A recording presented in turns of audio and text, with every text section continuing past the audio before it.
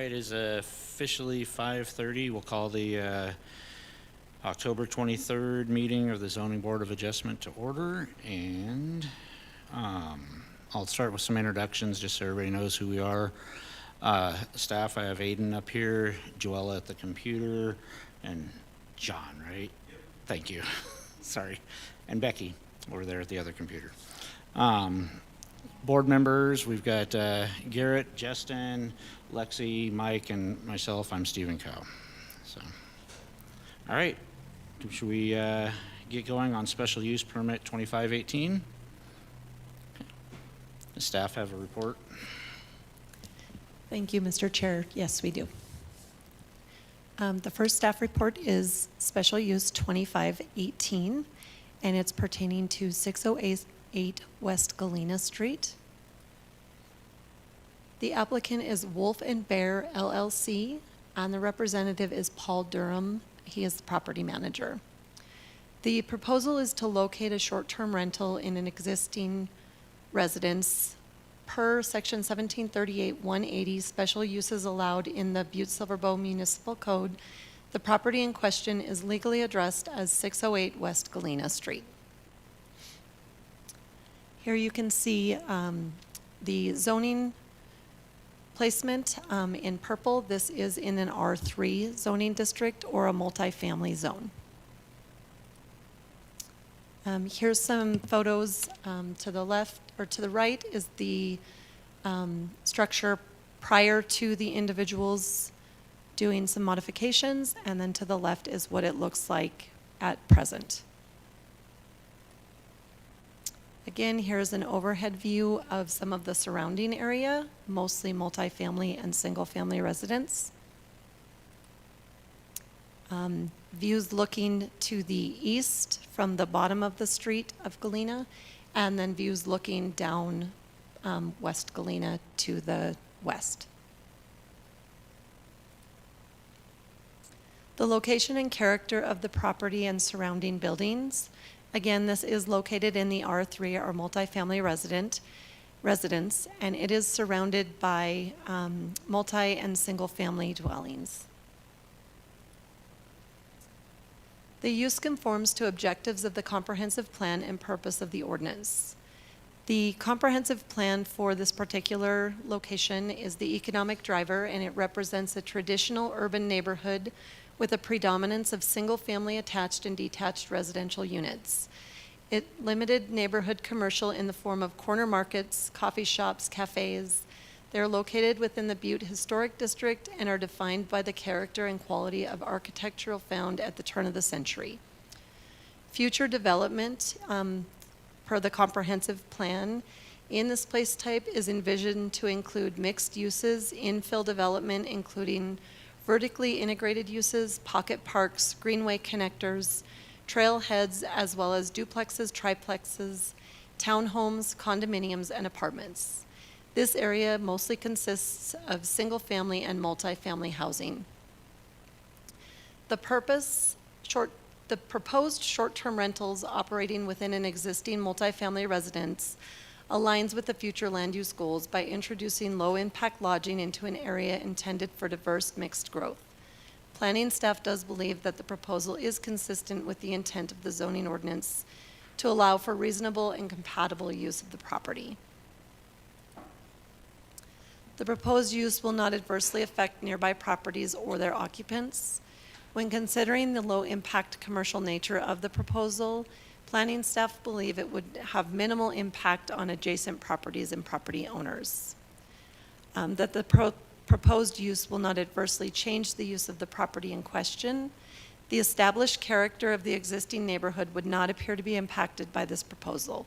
There would be no changes to the aesthetics of the surrounding area. Some conditions of approval. The applicant shall be required to secure a state of Montana public accommodation license through Butte-Silver Health Department. Any remodeling of the existing residence performed to accommodate the proposed business will be required to meet all applicable building code, health code, as well as required by Butte-Silver Building Code Department and Butte-Silver Health Department, respectively. All necessary approvals must be granted prior to the applicants receiving final business license approval. The property address must be visible, including past dark, and entrance must be clearly identified. The applicant shall be limited to the occupancy levels as determined by the Butte-Silver Building and Fire Departments. The occupancy levels shall be determined prior to business license approval. The applicants will be limited specifically to the businesses stated and approved. Any future business expansion, changes in business, or building expansions will require further review by the Zoning Board of Adjustments, and the applicant will be required to acquire a BSB business license for short-term rentals.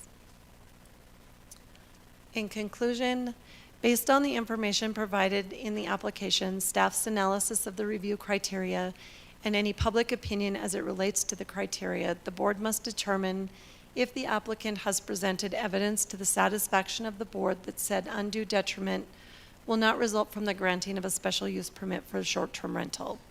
Section 1738-160, special or conditional use permits, decision of board requires staff to refer to the application to the board within 15 days of receipt of the application and all requested information. The board shall within 60 days deny the application and give reason for the denial in writing or approve the application. That's everything.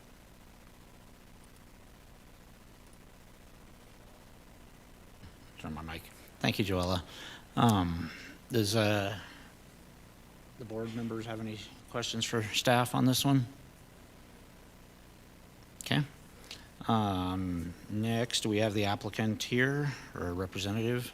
Can you please come up and state your name, address, and tell us your side of the story?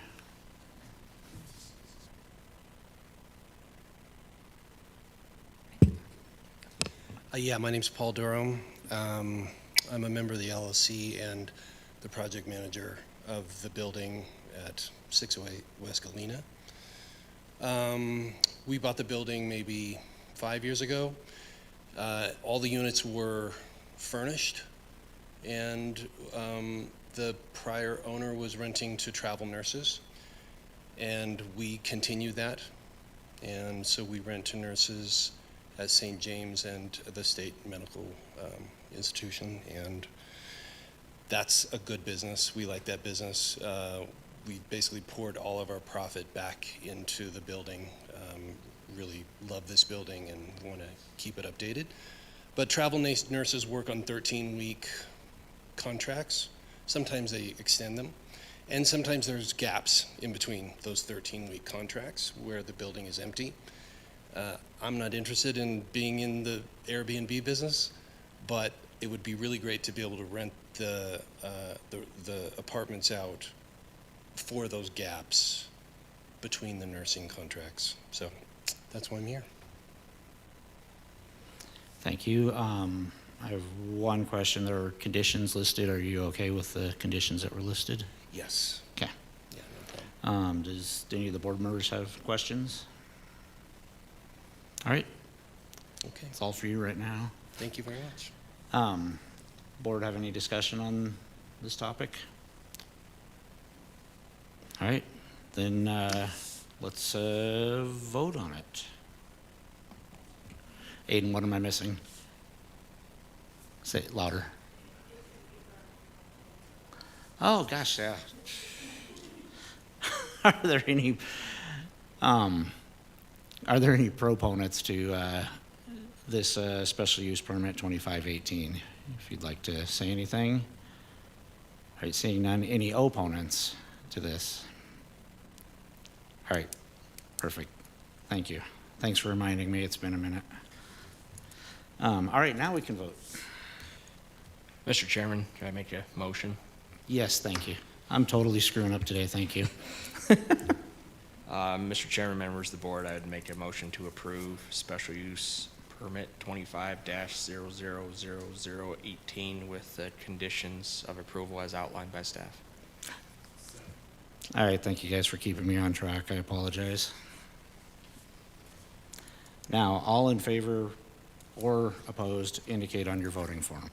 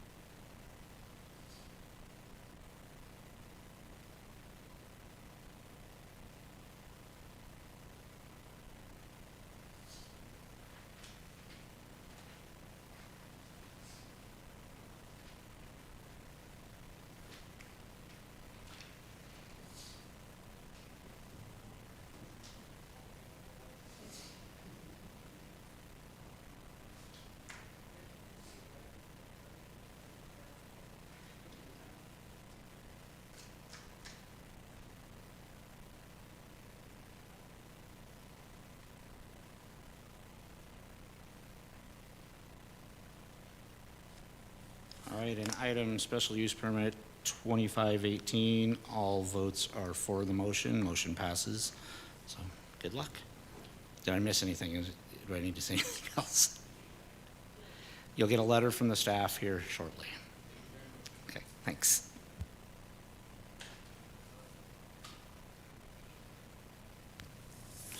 All right. Item B on the agenda has been withdrawn, so we'll move on to item C, which is variance 2510. Do we have a staff report on this? We do, Mr. Chairman.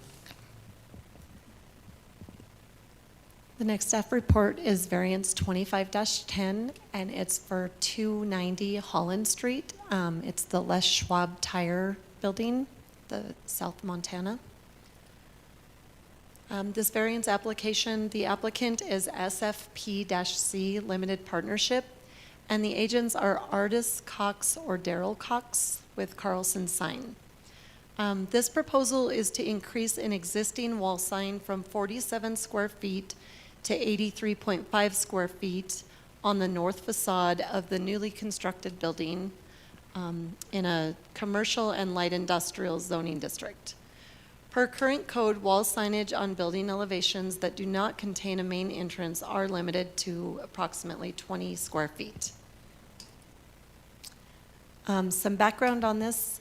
Section 174250, number C7A, total wall sign area in the CM zone shall not exceed 30% of the building facade to which it is attached per street frontage. When a business has more than one frontage but does not have a main entrance on the additional frontage, such frontage may contain a wall sign not exceeding 20 square feet in total sign area. The lot currently occupied by Les Schwab Tire Shop is proposed for redevelopment. The plan involves demolishing the existing structure and constructing a larger building on the east end of the property. The current building features a 47 square foot sign located on the north facade. Under the current code, the business is permitted to relocate the sign to the new building without requiring additional board approval, provided the sign remains in the same footprint. The property is surrounded by commercial businesses to the north and west. To the east is a vacant warehouse, while the Arco Environmental Remediation site borders to the south.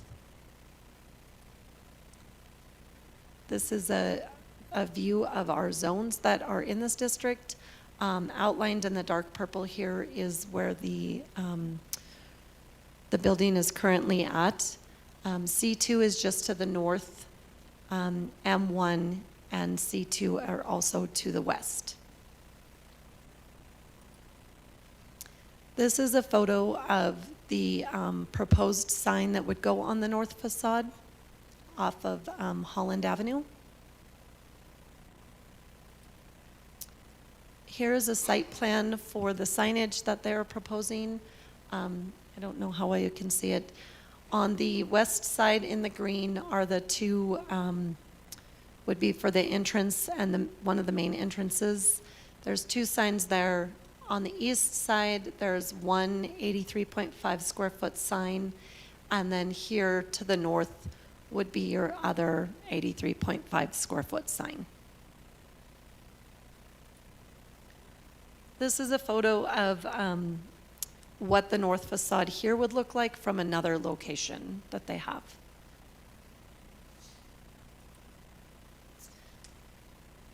The first criteria for a variance is that the variance must not be contrary to public interest. Sign requirements were established by the Council of Commissioners to protect the public's interest by providing specific zones in which signs are permitted. Those zoning districts are the C1, CM, C2, C3, M1, and M2 zones. Within these zones, further restrictions are present, limiting the number, height, area, and location of signage.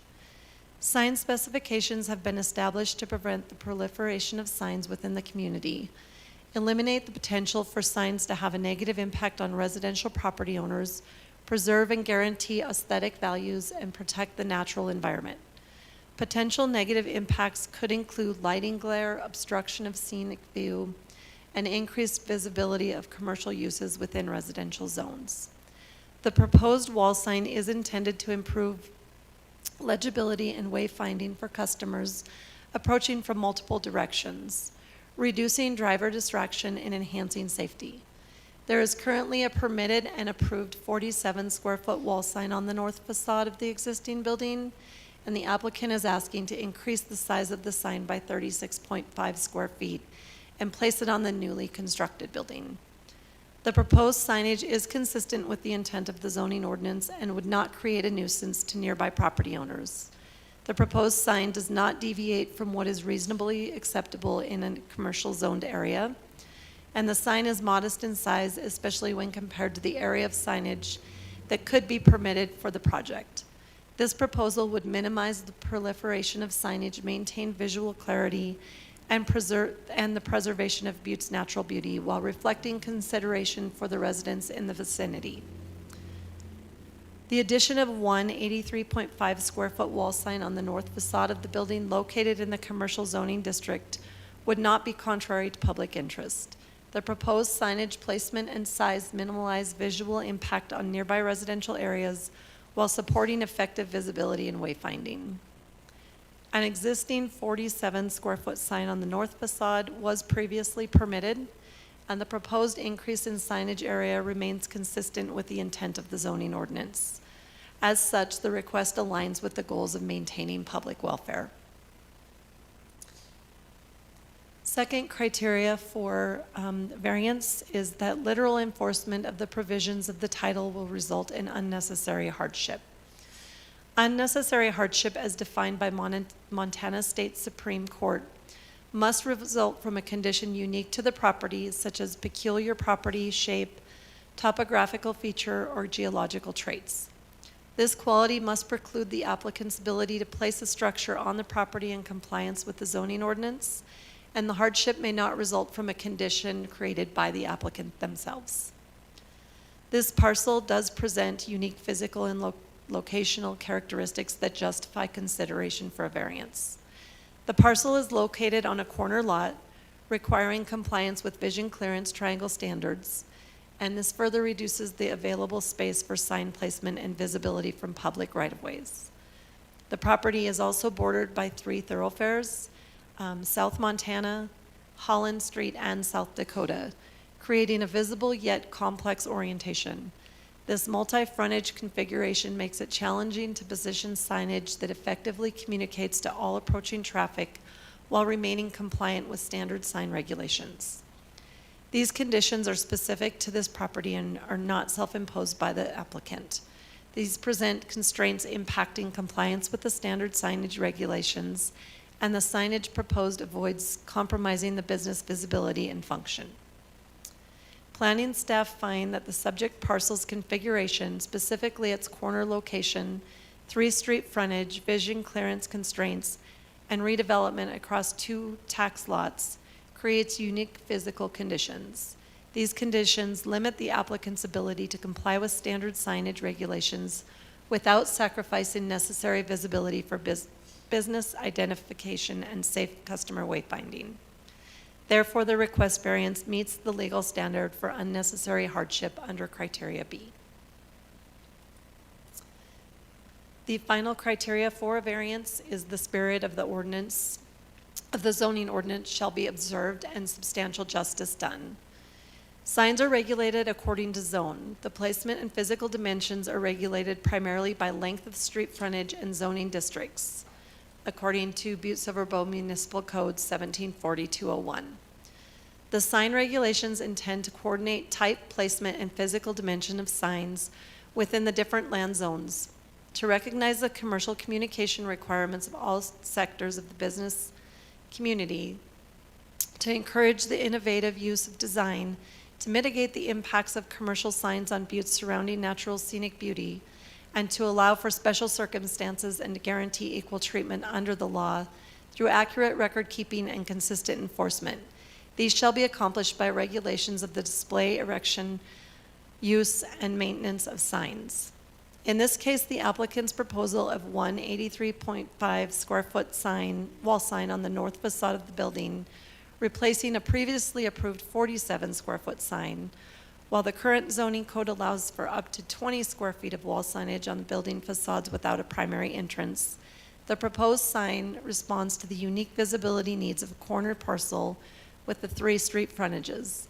This allows for better visibility from the north and east, allowing for safer and more effective customer wayfinding, particularly for traffic traveling south on South Dakota or west along adjacent roads.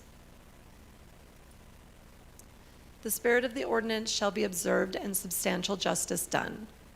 Literal interpretation of the provisions of this chapter would not allow the applicants to construct wall signs on the north facade of the structure per section 174250. Total wall sign area in the CM zone shall not exceed 30% of the building facade to which it is attached per street. When a business has more than 1 street frontage but does not have a main entrance on the additional street, such frontage may contain a wall sign not to exceed 20 square feet. Due to the unique conditions outlined above, approving this variance would not constitute the granting of a special privilege to the applicant. In fact, the applicant is requesting to decrease the amount of signage permitted under the current code. If the applicant desired, they could actually install 1,007.5 square feet of signage on the west facade. However, they are opting for a more modest and less impactful approach. This proposal remains well within the intent and spirit of the requirements that would otherwise be allowed under the zoning code. The proposed signage variance is consistent with the spirit and intent of the Butte-Silver zoning ordinance. It reflects thoughtful consideration of the site's unique characteristics, maintains visual and architectural compatibility, and avoids sign proliferation. Granting the variance would not grant a special privilege nor deprive the applicant of rights commonly enjoyed by others in the same district. As such, the request upholds the principles of substantial justice and meets criterion C. Conclusion, recommendation, and conditions. Staff find the proposal to install 183.5 square foot wall sign on the north facade of Les Schwab building, representing a 36.5 square foot increase over what would be allowed, is appropriate given the unique circumstances of the site.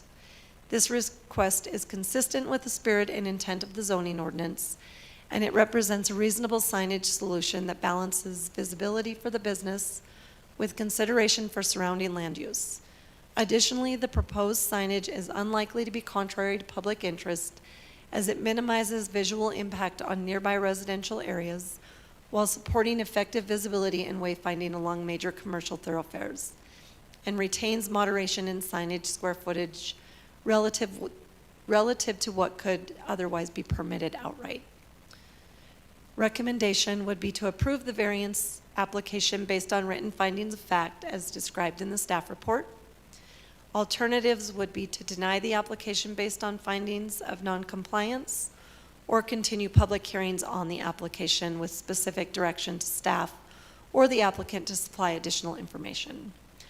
Some conditions the staff thought were appropriate would be that all signage must comply with all CM sign regulations of the Butte-Silver Municipal Code unless otherwise modified through approval of this variance. And all site signage shall procure the appropriate building permits and approvals prior to installation. That's everything. Thank you, Joella. Does the board have any questions for staff? All right. Thank you, Joella. Is there a representative from the, would you please come up, state your name, address, and let's hear your story. Thomas Campbell, I'm the manager of Les Schwab at 290 Holland Street. We're just asking for the variance. Like it short and sweet. Love it. All right. Let's see. We do the public hearing, right? All right. Let's do a quick public hearing. Is there anybody in that is a proponent for this that'd like to get up and say anything? Hearing none. Is there anybody that's an opponent for this? All right, hearing none, public hearing is closed. All right, does the board want to have any discussion on this or have any comments? Mr. Chairman, members of the board, no heartburn from me on it. I think a lot of detail in the staff report. I agree with everything in the staff report.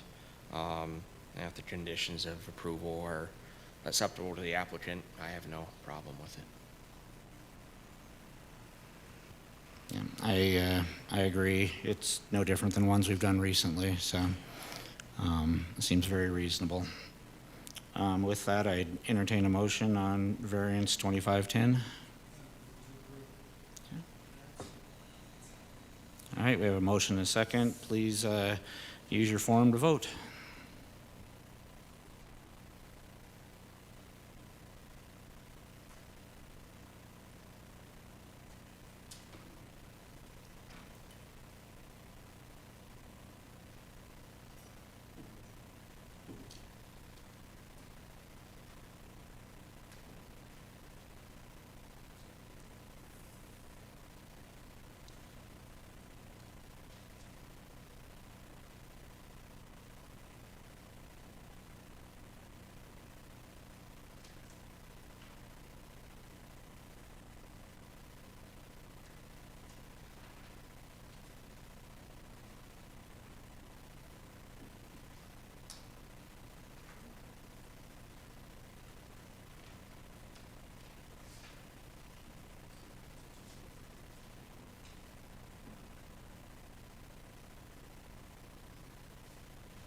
All right, in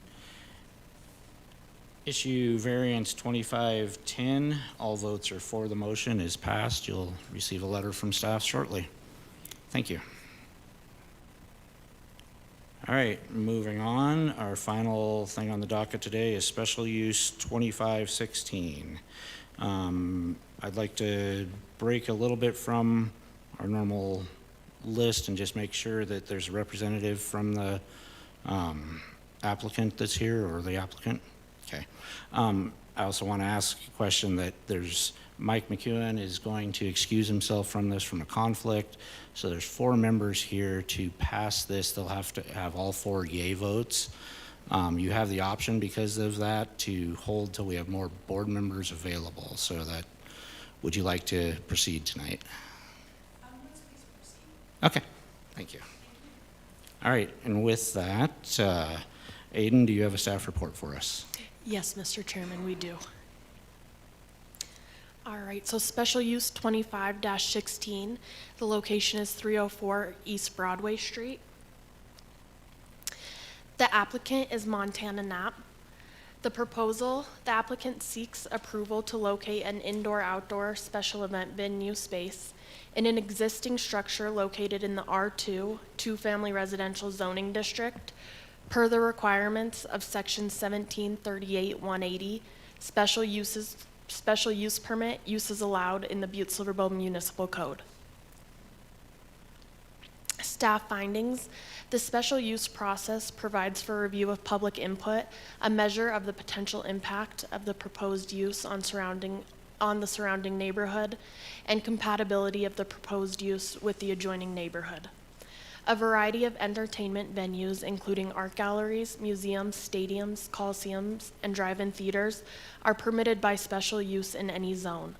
Reasonable conditions may be imposed by the board to protect surrounding property owners.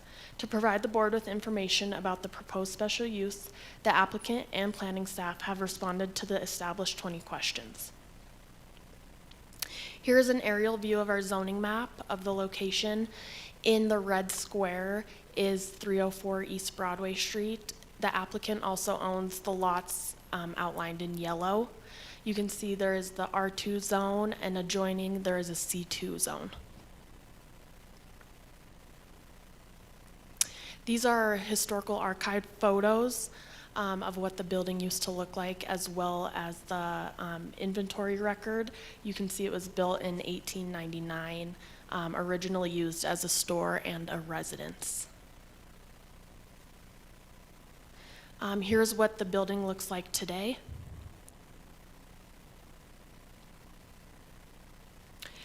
This is an aerial image. Both these images are identical. One just has color, but it kind of outlines the vision for this proposal. You can see in the white square area is the existing building. then this would then be the outdoor space with the stage of the idea. This was also provided by the applicant. It was design inspiration for where the stage would look like in the outdoor space.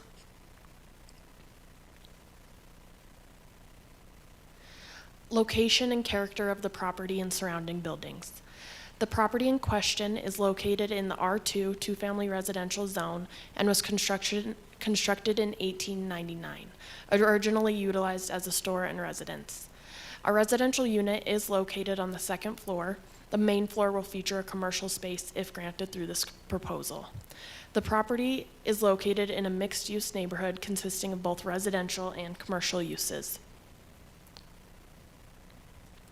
Substantial changes in land use in conformity with the neighborhood plan. There have been no significant land use changes in the immediate area since the original adoption of the zoning ordinance in 1978, and there is no known neighborhood plan for this area of Butte-Silver County. Proposed fencing, screening, and landscaping. The applicant intends to repurpose wood and corrugated metal to cover an existing chain link fence off of Ohio Street, incorporating a throughway design to allow for equipment vehicles and trailer access. A potential greenhouse installation will act as a large barrier to the south. The eastern border of the commercial outdoor space will share a wooden fence with lots 4 and 5, which are also owned by the applicant. An additional wooden fence will be placed to the north. The applicant plans to incorporate landscaping throughout the property. Elements would include roses, maple trees, sunflowers, decorative rock, and more. The pictures you see up there were inspiration pictures provided by the applicant.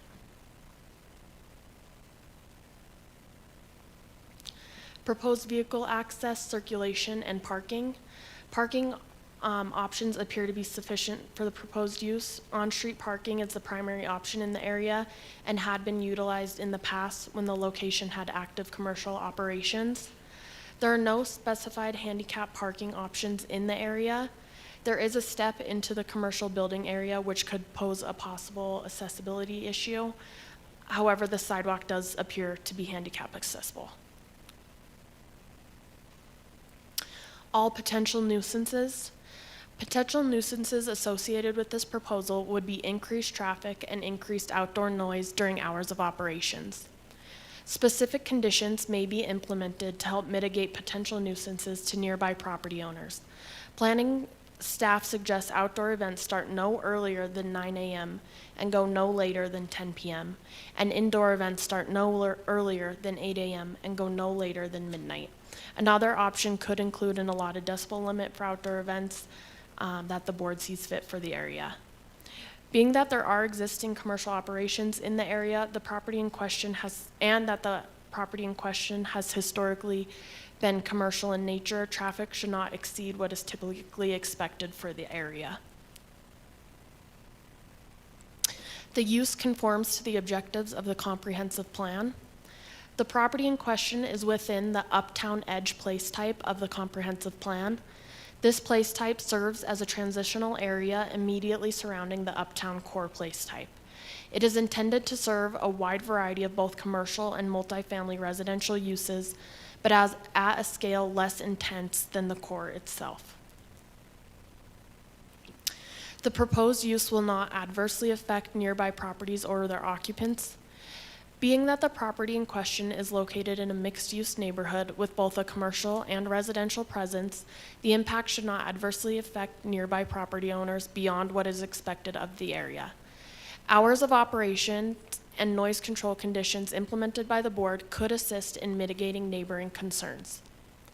The proposed use will not adversely change the use of the property in question.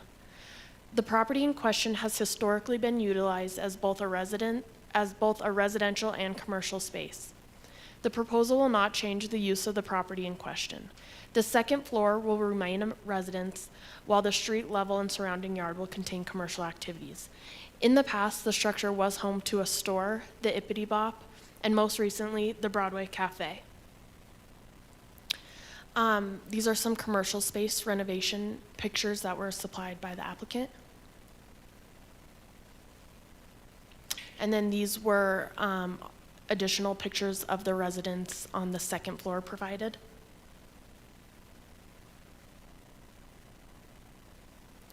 Conditions of approval. Any remodel of the existing structure performed to accommodate the proposed business will be required to meet all applicable building, fire, and health code requirements as required by the Butte-Silver Building, Fire, and Health Departments. All necessary approvals must be granted prior to the applicants receiving final business license approval. Outdoor event hours of operations must not begin before 9 a.m. and go no later than 10 p.m. Indoor event hours of operations must not begin before 8 a.m. and go no later than midnight. The applicant shall be limited to the occupancy level as determined by the Butte-Silver Building Code Department and the Butte-Silver Fire Marshal. The occupancy level shall be determined prior to final business license approval. The applicants will be limited specifically to the business as stated and approved. Any future business expansions, changes in business, or building expansions will require further review by the Zoning Board of Adjustment. Any additional conditions implemented by the Zoning Board as you see fit.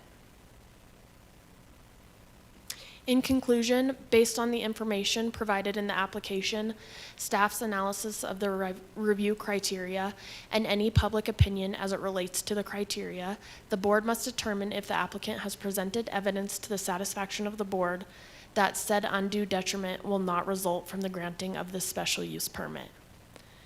Section 1738-160, Special Conditional Use Permit, decision of the board, requires staff to refer the application to the board within 15 days of receipt of the application and all requested information.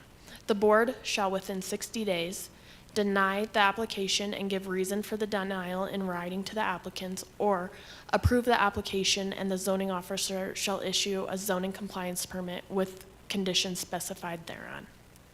And that is the conclusion of this presentation. Thank you, Aiden. I will, sorry, one more. To additionally add, the planning department did receive 5 letters in opposition as well as 3 phone calls in opposition. One of those phone calls was the same individual who submitted a letter. Summaries of the phone calls and the letters were all provided to the zoning board members. We have physical copies if you would like to review them any further. Thank you, Aiden. Are there any questions from the board members for staff at this time? I do have one. Aiden, I had asked you regarding noise ordinances, existing ones, whether there are any currently any municipal code or any special event permits that have received them recently. Can you respond to that? Yes, Mr. Chairman. Butte-Silver County does not have a noise ordinance or an allotted decibel limit. So for any special events, that is not a requirement. Thank you very much for clarifying that. All right, the applicant, would you please come up, state your name, address, and tell us your story? Hello, thank you so much. So my name is Jennifer Plute. Do you want me to give me my address? My address is 3125 Quincy Street here in Butte. And I am here as a representative for Montana just because I have a lot of experience with the building. I work for a real estate firm, and their development firm is the one that did the remodeling for it. So as it is in the pictures, upstairs is an apartment. Downstairs on the main level, which used to be the Broadway Cafe, has been mostly remodeled also. It is no longer a restaurant, and she would like to use it as an event center. And then obviously we have the outdoor space that we'd like to do also. We were able to remove the garage. There was a carriage house garage that was not usable. So that is no longer there at the back of the property.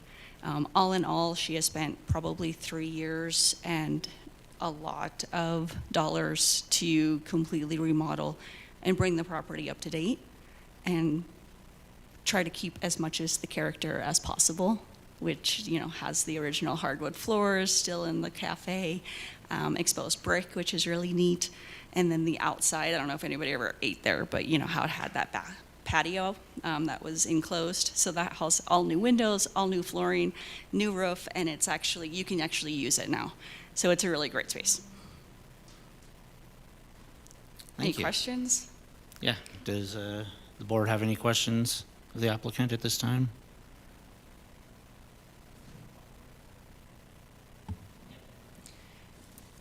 Hi. So as it stands, it says in the proposal there's no real effect as far as parking goes. Previously, it's been used as a cafe, a store, etc. With an added outdoor venue, it seems like additional parking would be a requirement. Do they have plans for that? Just on-street parking may have been suitable for the cafe, but adding that additional space with additional occupancy, it seems important to account for that.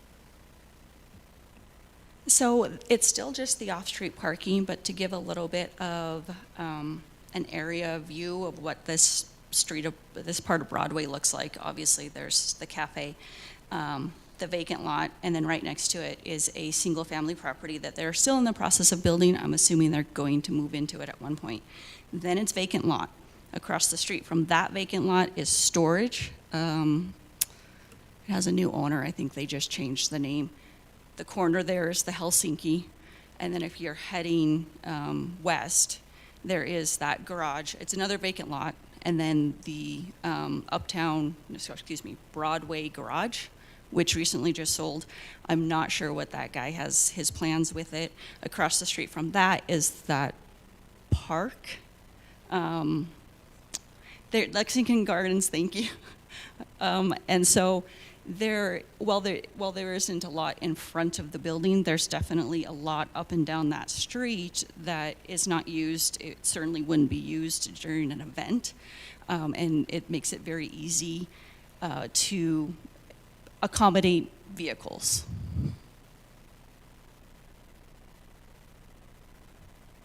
Any other questions? I do have one. So the renderings are cool. That gives you a really nice view of everything.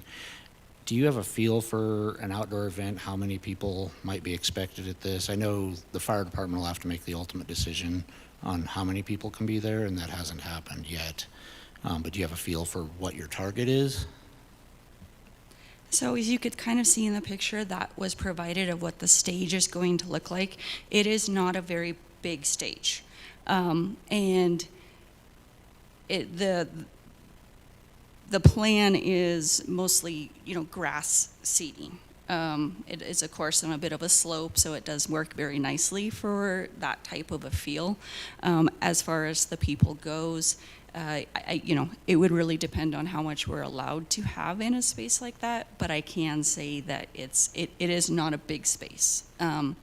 And it's not going to be a large stage, so the performances that are going to be there are going to be rather intimate. Thank you.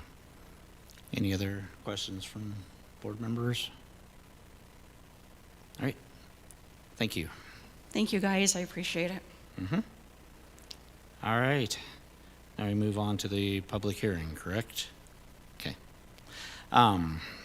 So I'll open the public hearing and we'll start with proponents. Anybody here that wants to make a statement in favor of this proposal?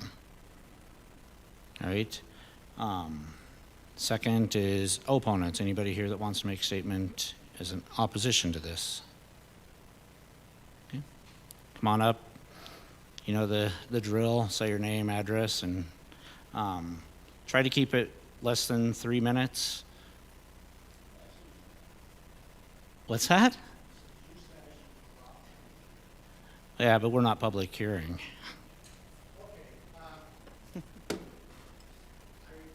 Lots 2 and 3 that bounds that property there.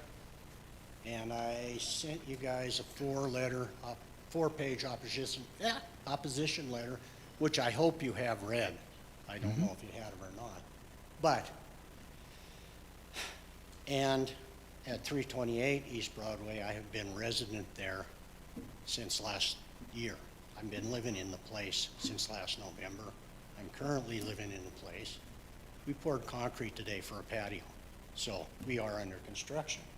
Now, I've talked to Montana Knapp many times. When she came and started doing her work, I appreciated it. She talked about having several different venues.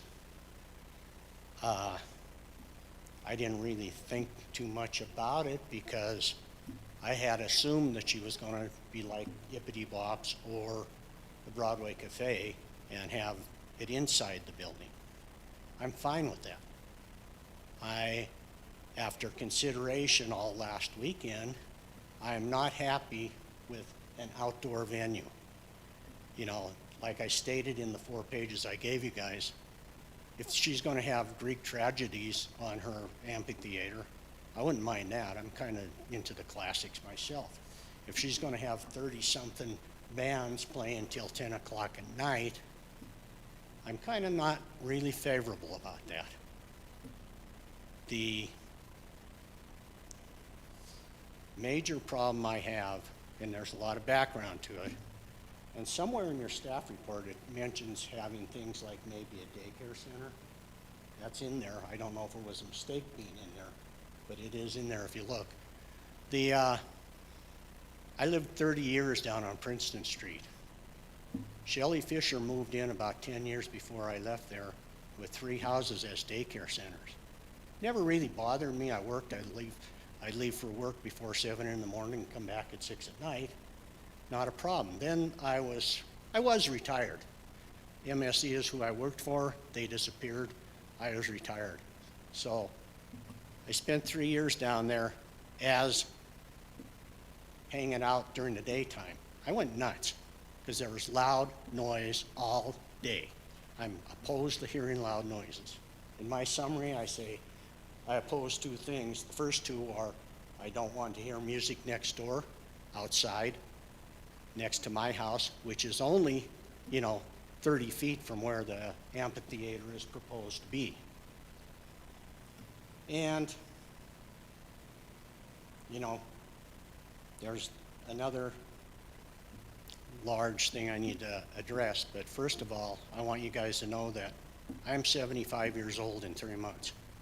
I saved from 1980 till several years ago to build a house. I've never owned a house of my own. I've never owned a home of my own. I've always rented.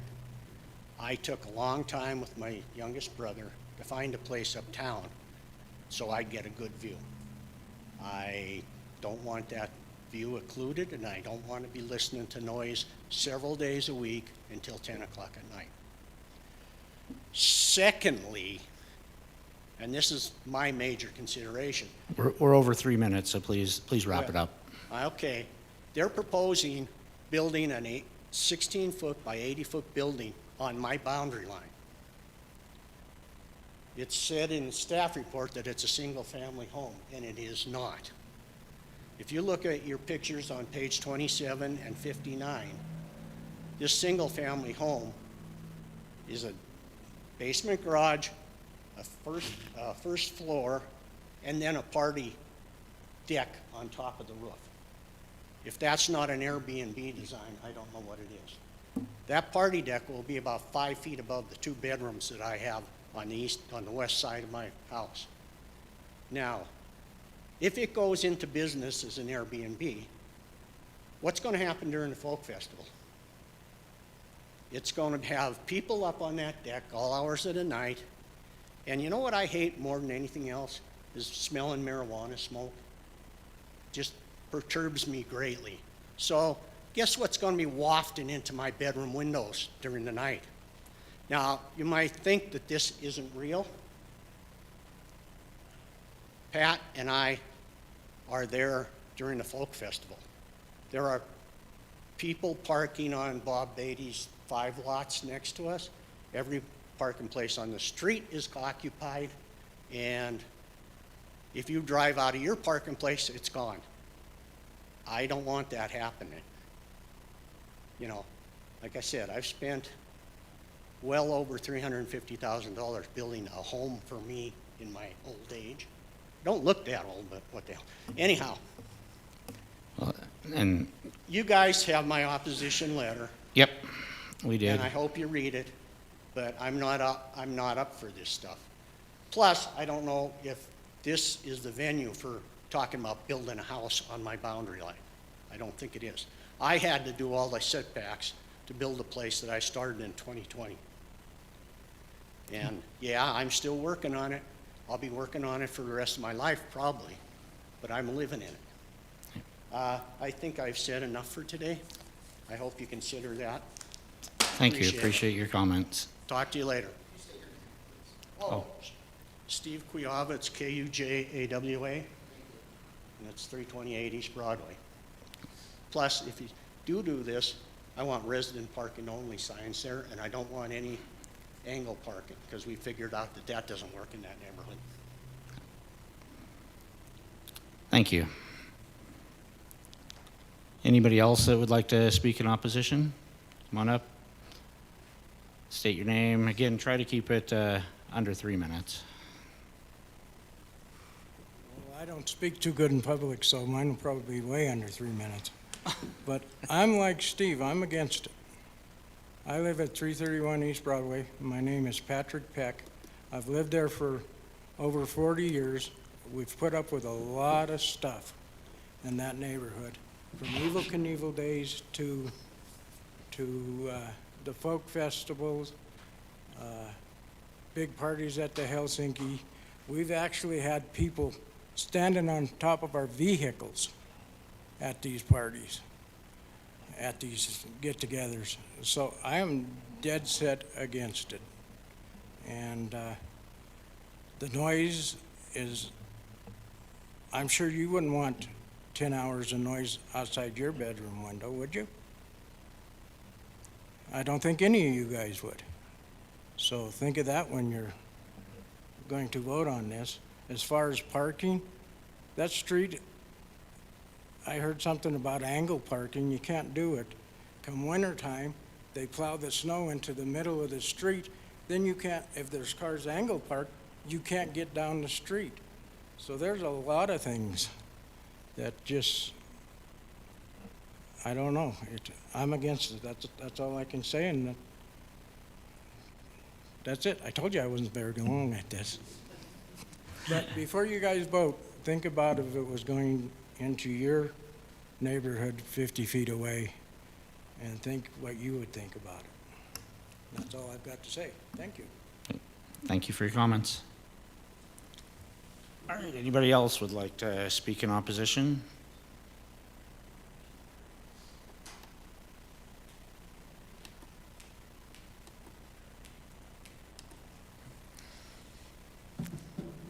Hello, my name's Kate Peck, and I'm with the property on 331 East Broadway. I just want to stress that this is residential. The two main houses affected are retirees. We also have to consider how this is going to affect their properties, how much worth it's going to be. They're quiet, peace and quiet, and they're also putting in a lot of money. My parents have been living there for 40 plus years. Steve is going to be long-term too. So they're really nervous about having an outdoor venue. Thank you very much for your time. Thank you.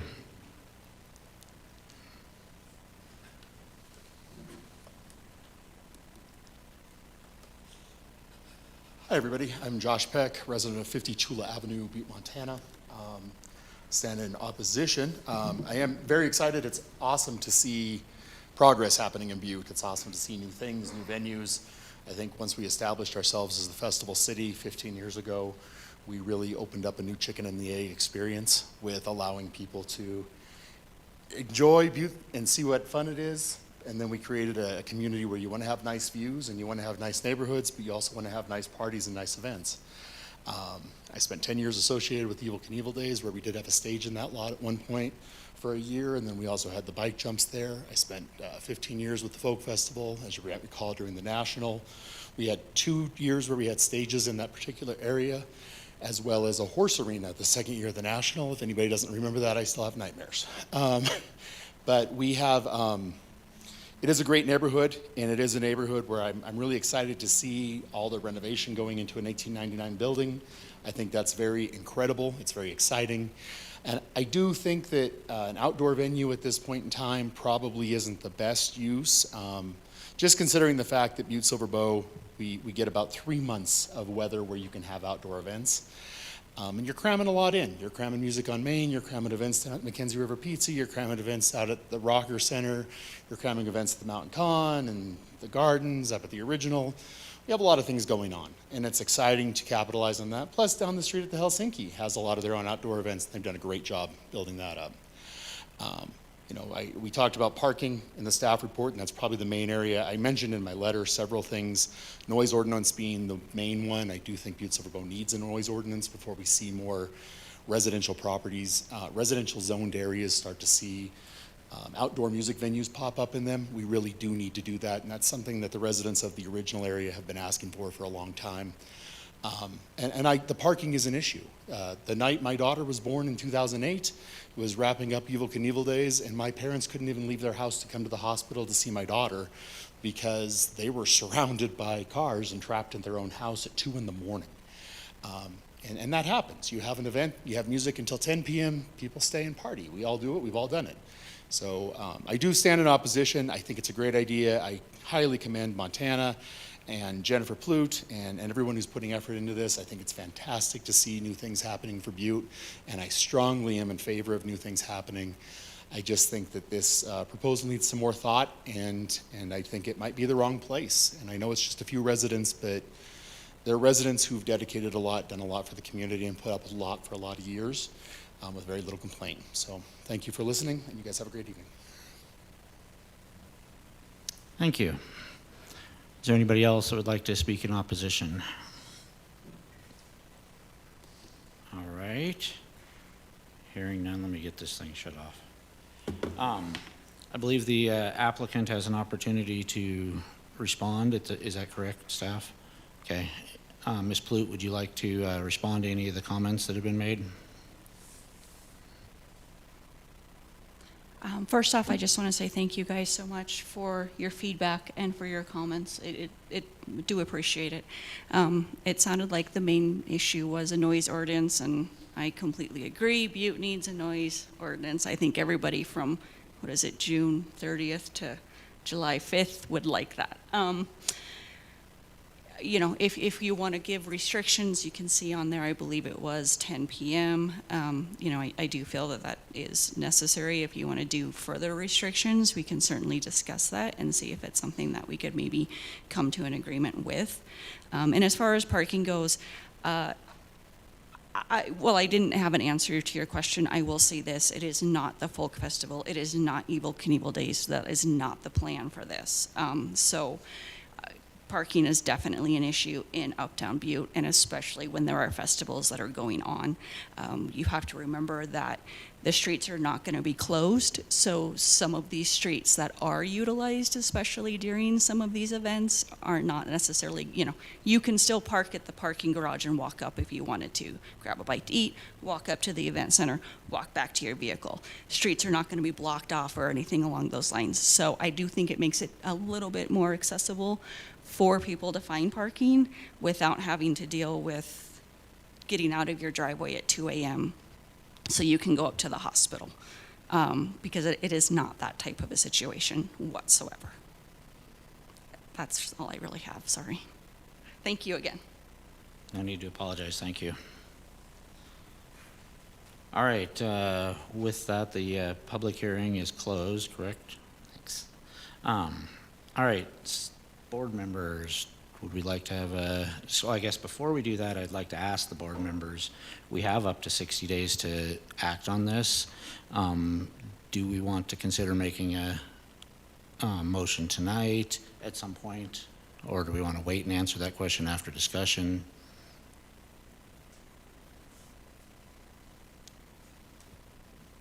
Yeah, I kind of feel like we should wait on this one. Also because it was mentioned that we had to, recluse, geez, I can't talk today. Recuse one person. Would be nice to have more members of the board to discuss it with as well.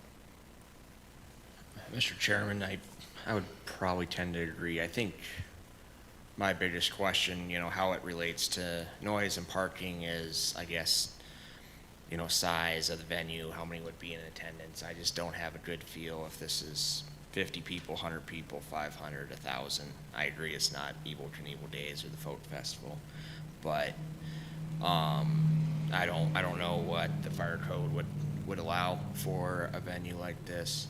And I think just some ambiguity around that, I wouldn't be ready to make a decision tonight. Okay. Additionally, with the fact that we do only have 3, occasionally 4 months a year where an outdoor space would be utilized, there's a lot to consider. The indoor venue is year-round, and longer hours, it's a lot to consider. I think we should think about it.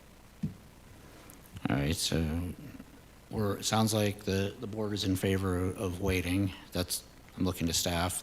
We're okay with that. Thank you. Joella, you have a comment? So I just wanted to clarify, I believe, and I'll double check on this, but I believe it's only the board members that are present tonight that heard the whole speech will be able to vote, even if we put it off. So I just want to make sure you guys are all aware of that. Okay. That is correct. Thank you for reminding us. So does that change people's opinion on making it? Okay. If we are going to hold it off, do we have any specific requests of staff or of the applicant that we'd like to see additional information on? Mr. Chairman, I think some more clarity, details around, size of the venue, and kind of approximate limits of attendance would help answer a lot of my questions. And projected schedule. What does it look like? If it's during the already existing summer festivals, that does complicate it. That's also kind of the only time when that is open. So if Montana has any idea what that looks like, that would be helpful. All right. Is everybody okay with us putting it on the agenda for the next meeting?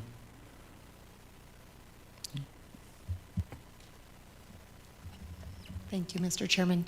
Just so you guys are aware, we do not have a meeting scheduled for December with the holidays. So we could possibly look into holding a special meeting earlier in January if it conflicts with the time frame. So are we not having a November meeting? Yes, we would have a November meeting, but if there's not a decision made within that time frame, there's not a December meeting. So we can look at doing like a special meeting in between that time. Understood. So for my clarification, we can bring this up again at the next meeting and make a decision. But if we agree to stay it, we have to have a special meeting to do that. Correct. So we're in compliance with the time frame. Yes. Thank you for the clarification. All right. I guess I'm asking staff again, do we need a motion to hold this, or is that a decision?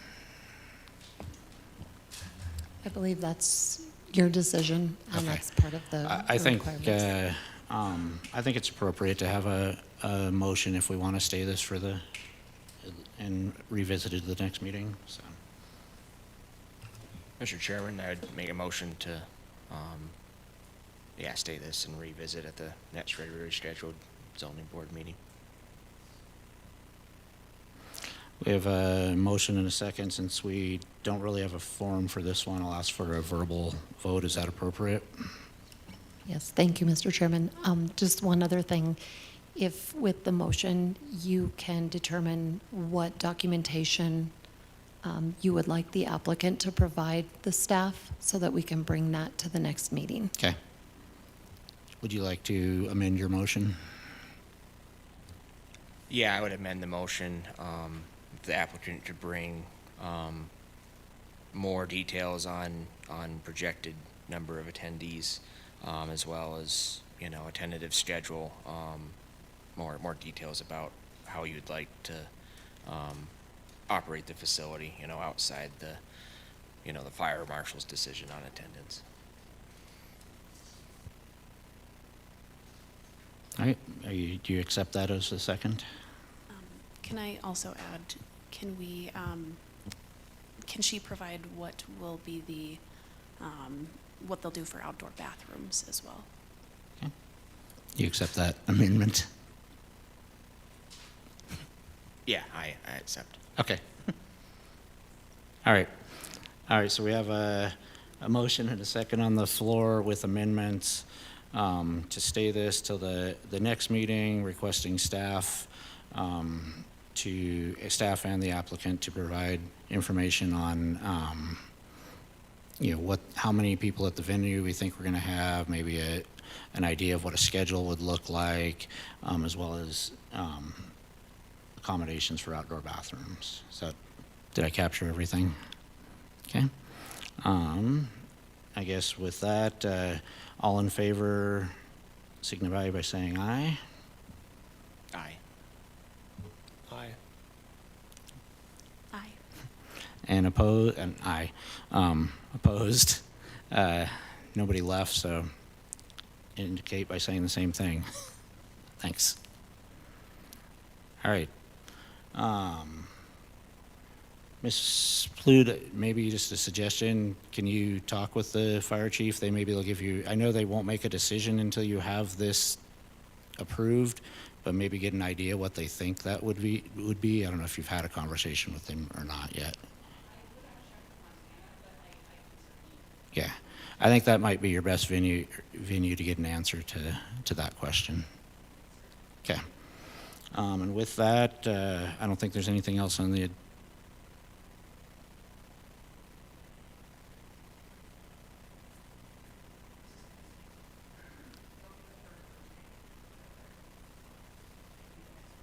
Okay, next meeting will be the 20th November, I believe. Hopefully everybody who's here tonight will be here again to do this. All right, with that, I think we're adjourned for the night.